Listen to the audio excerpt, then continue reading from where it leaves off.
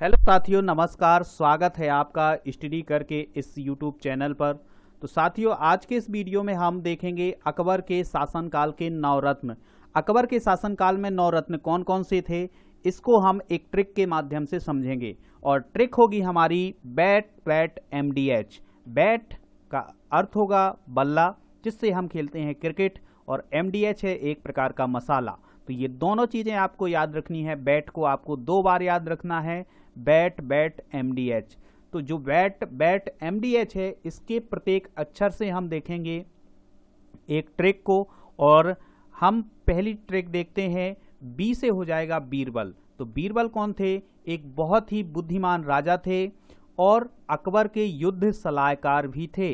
इसका अर्थ यह है कि अकबर जब भी कोई युद्ध की योजना बनाता था तो उसमें सलाह किसकी ली जाती थी? बीरबल की। इनके बचपन का नाम क्या था? महेश दास। फिर इसके बाद है दीन ए इलाही धर्म को स्वीकार करने वाले पहले और अंतिम शासक कौन थे? बीरबल। बीरबल एक कवि भी थे, यह भी आपको याद रखना है कि बीरबल एक कवि भी थे। और ये जो महेश दास है, ये भी कई परीक्षाओं में पूछा गया है कि बीरबल का दूसरा नाम क्या था? तो महेश दास। फिर है अगला ए। तो ए से हो जाएगा अबुल फजल। अबुल फजल कौन थे? एक इतिहासकार थे और जो अकबर के शासनकाल में प्रमुख घटनाएं होती थीं उनका उन्होंने संकलन किया है।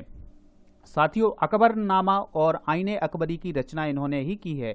बहुत परीक्षाओं में पूछा जाने वाला प्रश्न है कि अकबरनामा और आईने अकबरी की रचना किसने की है? तो इसका आंसर होगा अबुल फजल। अब है नेक्स्ट, हम देखते हैं टी से हो जाएगा तानसेन। तानसेन कौन थे?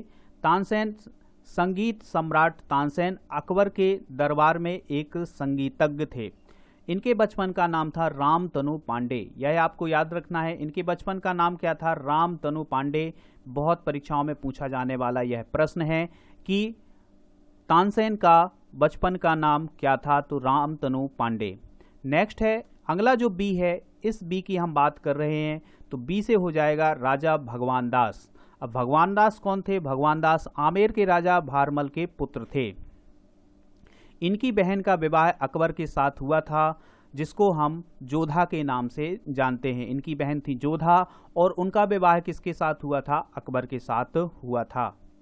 फिर है अकबर ने इन्हें 5000 का मनसबदार बना दिया था। एक प्रकार की उपाधि होती थी मनसबदार की, तो उन्हें 5000 का मनसबदार बना दिया गया था।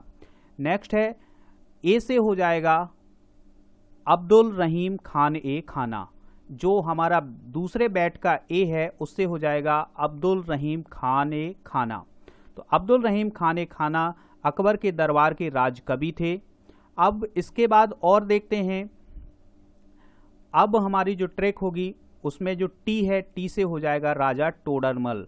राजा टोडरमल कौन थे? इसको हम देखते हैं। अकबर के दरबार में राजस्व मंत्री मतलब दीवान थे। राजस्व मंत्री को क्या कहा जाता था? दीवान। तो राजा टोडरमल जो थे वो अकबर के दरबार में राजस्व मंत्री थे या फिर दीवान थे। फिर अगला जो है एम। एम से हो जाएगा राजा मानसिंह। तो राजा मानसिंह कौन थे? राजा मानसिंह अकबर की सेना के मुख्य सेनापति थे। अकबर की सेना के मुख्य सेनापति थे मानसिंह। फिर हो जाएगा डी से हो जाएगा मुल्ला दो प्याजा। तो आपको ऐसे याद रखना है, डी से दो प्याजा। डी जो हमने लिया है वो डी लिया है 2 प्याजा के लिए।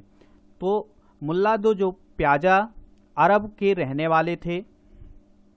भोजन के समय 2 प्याजा अधिक पसंद होने के कारण इनका नाम मुल्ला दो प्याजा हो गया। अर्थात जब ये भोजन करते थे तो इन्हें 2 प्याज अधिक पसंद थी, इसलिए इनका नाम क्या हो गया? मुल्ला दो प्याजा। फिर नेक्स्ट है एच। तो एच से हो जाएगा हकीम हुक्काम। हकीम हुक्काम कौन थे? हकीम हुक्काम मुगल सम्राट अकबर के सलाहकार थे। तो साथियों, इस प्रकार हमने बहुत ही एक आसान ट्रिक से हमने समझा अकबर के शासन के 9 रत्न। उसके अलावा हमने उनका विवरण भी समझा। तो यहाँ से परीक्षाओं में ये बात क्लियर है कि आपको 2 नंबर जरूर मिलेंगे।